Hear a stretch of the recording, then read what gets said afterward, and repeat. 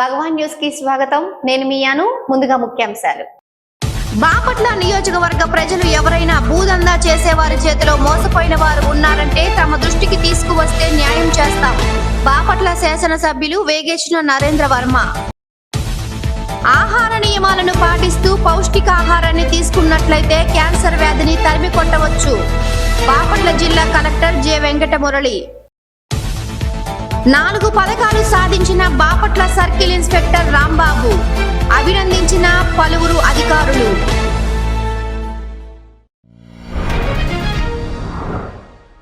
జగనన్న ఆదేశాలతో 2029లో జరగనున్న ఎమ్మెల్యే ఎన్నికలలో పర్చూరు ఎమ్మెల్యేగా జై మధుసూదన్ రెడ్డి గెలిపించుకోవటం కోసం మా దివ్యాంగుల నాయకులతో కలిసి మేమంతా సిద్ధమని వైఎస్ఆర్సీపీ నాయకులు చల్లా రామయ్య అన్నారు.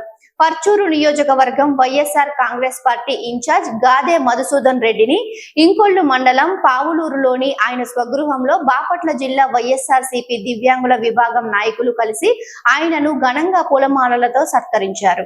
ఈరోజు పర్చూరు నియోజకవర్గంలో ఉన్న మా వైఎస్ఆర్ కాంగ్రెస్ పార్టీ నా తోటి దివ్యాంగ నాయకులందరం కూడా నూతనంగా పర్చూరు నియోజకవర్గం YSR Congress party incharge governor అయిన గాది మన్సురెడ్డి అన్నని వాళ్ళ ఇంటి వద్ద కలుపుతాం జరిగింది. ఈరోజు అన్నకి కూడా గౌరవపరంగా కంగ్రాచులేషన్ కూడా తెలియజేస్తాం జరిగింది.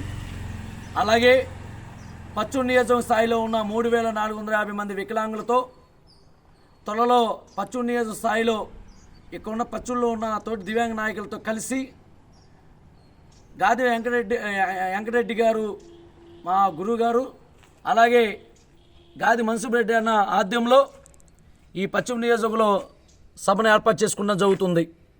అలాగే ఈ ఒక నియోజక స్థాయిలో ఉన్న వైఎస్ఆర్ కాంగ్రెస్ పార్టీ తరఫున మా వికలాంగుల విభాగంలో ఉన్న దివ్యాంగుల కమిటీలను కూడా గాది మన్సురెడ్డి అన్న దృష్టికి తీసుకెళ్ళాం.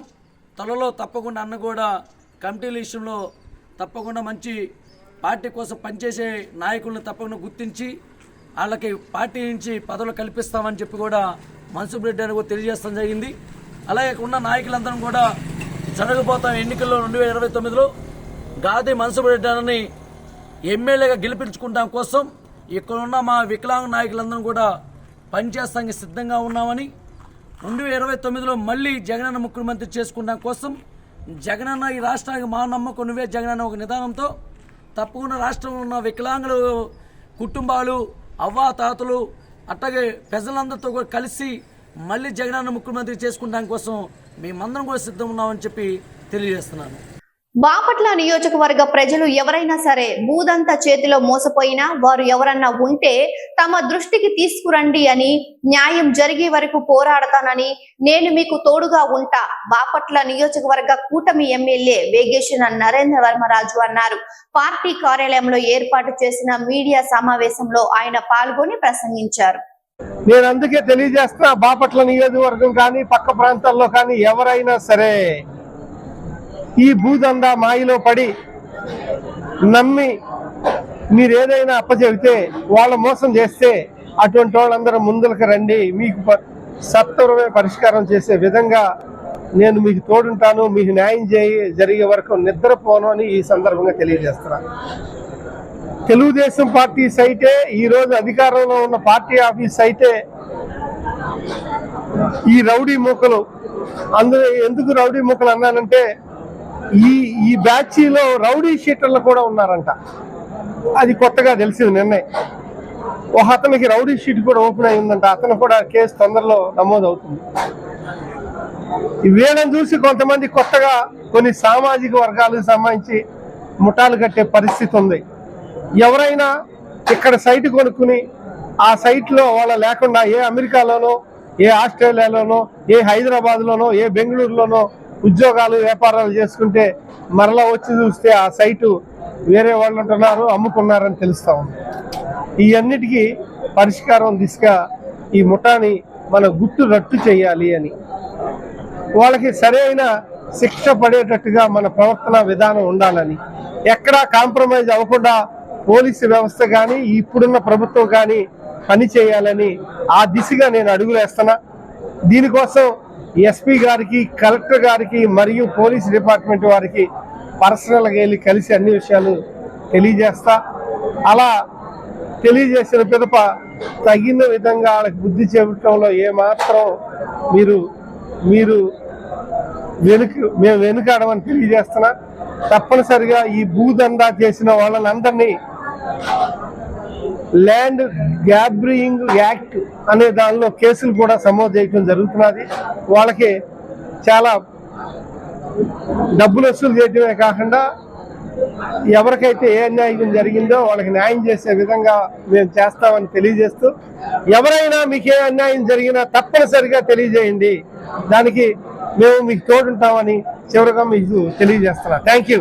ఆహార నియమాలను పాటిస్తూ పౌష్టిక ఆహారాన్ని తీసుకున్నట్లయితే క్యాన్సర్ వ్యాధిని తరిమి కొట్టవచ్చని బాపట్ల జిల్లా కలెక్టర్ జె వెంకటమురళి అన్నారు. ప్రపంచ క్యాన్సర్ దినోత్సవంను పురస్కరించుకొని బాపట్ల పట్టణంలో మున్సిపల్ హై స్కూల్ విద్యార్థులతో అవగాహన ర్యాలీ నిర్వహించారు.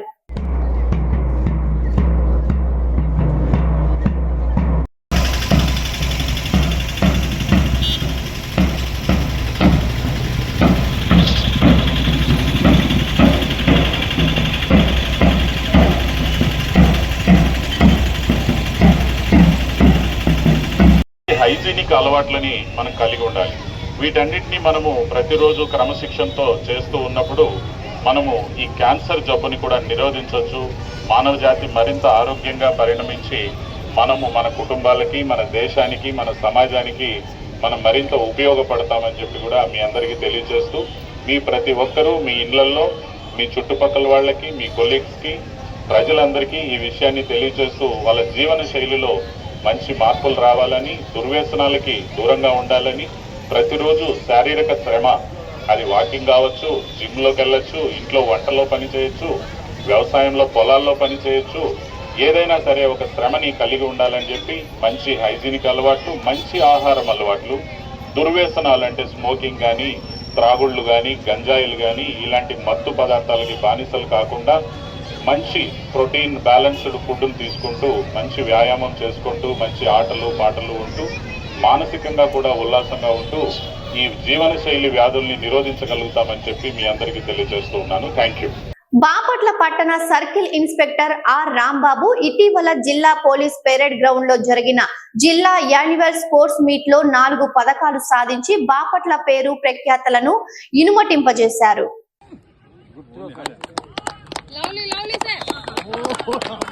బాబు ఫస్ట్ క్లాస్ రాసుకోండి.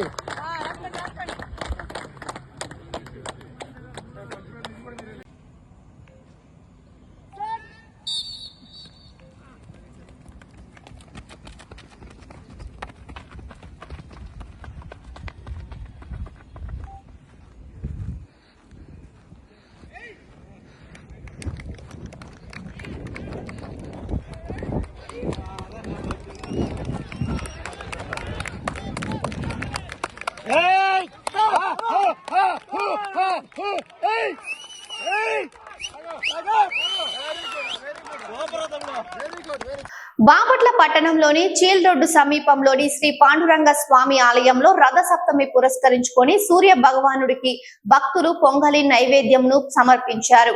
అనంతరం సూర్య నమస్కారాలు చేసి తమ శక్తి కొలది పూజారులకు దక్షిణ సమర్పించారు. ఈ కార్యక్రమాలను ఆలయ అర్చకులు కేశవాచారి పర్యవేక్షించారు.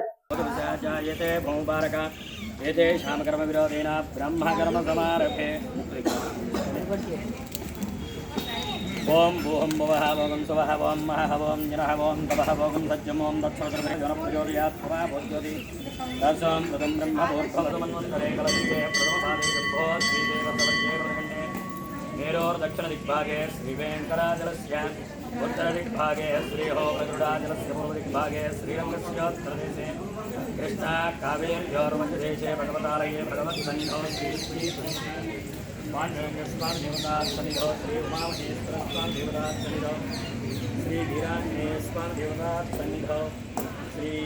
ప్రతి ఓటరుని కలిసి ప్రభుత్వ నియమాలను ప్రజలకు తెలియజేయాలని మాజీ మంత్రి వేమూరి శాసనసభ్యులు నక్క ఆనంద్ బాబు అన్నారు. కొల్లూరు గ్రామంలోని ఎంప్లాయీస్ రిక్రియేషన్ క్లబ్ లో కొల్లూరు, బట్టిప్రోలు మండలాల కూటమి నాయకులతో విస్తృత స్థాయి సమావేశం నిర్వహించారు. ముఖ్యమైన అని చెప్పాను. అదేవిధంగా బట్టిప్రోలు లీడర్లు కూడా ఇక్కడికి రమ్మని చెప్పడం జరిగింది. ప్రధానంగా ఏంటంటే 2 రోజుల క్రితం మనం జనరల్ బాడీ మీటింగ్ తెనాలిలో జరుపుకున్నాం. ఎమ్మెల్సీ ఎన్నికలకు సంబంధించి ఏ విధంగా కార్యాచరణ ప్రణాళికతో ముందుకు పోవాలనేది ప్రధానమైన ఉద్దేశం. ఇక అదంతా ఉపన్యాసాలకి నేను పోను, కానీ ఇప్పుడు మిమ్మల్ని ఇక్కడ పిలిచినటువంటి ఉద్దేశం ఆ రోజు చెప్పింది మళ్ళీ రిపీట్ చేయబోతా ఉన్నాం. మళ్ళా మీటింగులు పెట్టి కూర్చోవడం అనేది కూడా జరగదు. ఎక్కడికక్కడ మండల స్థాయి, క్లస్టర్ స్థాయి, అవసరం గ్రామ స్థాయి, బూత్ స్థాయి దాకా వెళ్ళి పనిచేయటమే. మనం ఇలా ఓటర్ లిస్టు కూడా మీకు గతంలో ఇచ్చాను, మళ్ళీ ఇంకొక సెట్ కూడా ఇప్పుడు ఇవ్వబోతా ఉన్నాం. మీరు ఆ ఓటర్ లిస్టులో ఉన్నది గ్రామాల వారీగా విడదీసుకొని ప్రతి ఓటర్ కూడా వెరిఫికేషన్ చేయాలి. ఆ ఓటర్ యొక్క ఫోన్ నంబర్ కూడా మీరు సేకరించాలి. ఈ కొల్లూరు మండలంలో దాదాపు 65% దాకా చేశారు వెరిఫికేషన్ కానీ ఫోన్ నంబర్లు కానీ. బట్టిప్రోలు మండలంలో కూడా సాయిబాబు గారు కొంత వర్కౌట్ చేశాడు దీని మీద. మిగిలిన క్లస్టర్ దానికి సంబంధించి కూడా పని ఈ పూటే మొదలు పెట్టాలి. మీరు వెళ్ళినాక చాలా సీరియస్ వర్క్ అది. ప్రతి ఓటర్ని కూడా ఎన్నికలోపు 4-5 సార్లు మనం టచ్. మీరు కూడా దాని ఎంతవరకు చేయగలరో మీరు కూడా పూర్తి స్థాయి దీని మీద సమయం కేటాయించాలి. సమయం లేదు, మొత్తం హార్డ్లీ 27వ తారీఖు ఎలక్షన్ అంటే 22-23 రోజులు ఎలక్షన్ ఉంది. పూర్తి స్థాయిలో మనం దీని మీద దృష్టి కేంద్రీకరించాలి. ప్రతిరోజు ఒక 2-3 గంటలు తక్కువ కాకుండా ఇదే పని మీద మీరు అందరూ కూడా పనిచేయాలి.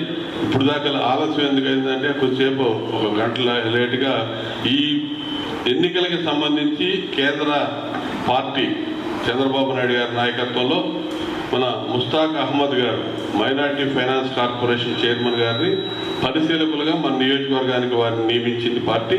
ఎవరు పని చేస్తున్నారు, ఎవరు ఎంత చేశారు, ఏం చేస్తా ఉన్నారు, ఏ రోజని రోజు నేను ఇక్కడికి రాకపోయినా నేను రోజు మన కాన్స్టిట్యున్సీకి రాను. నేను తెనాలి చూడాలి, ఇది చూడాలి, గుంటూరు టౌన్ చూడాలి. అక్కడ కూడా కొంత సమయం నా సమయం కేటాయించాలి.